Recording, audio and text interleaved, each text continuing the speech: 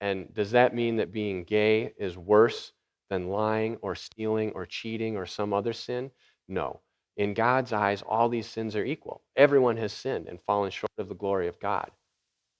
And so it's humans, we rank sin, even like murder. I would say on earth, we think like, oh, if you kill someone, that's worse than lying. But in God's eyes, it's all a sin.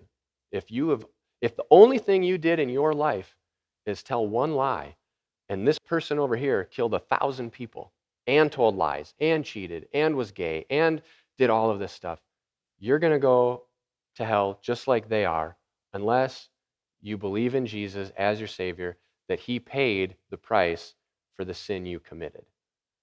And so in God's eyes, it's all equal.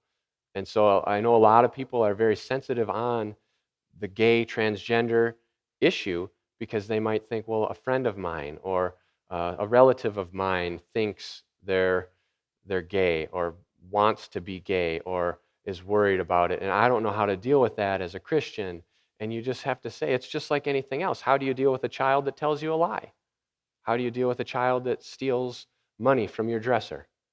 Maybe you would approach the gay issue a little bit more sensitively because it's a deeper issue. It's rooted in their soul, and they're on their way to losing their soul by gaining things of this world.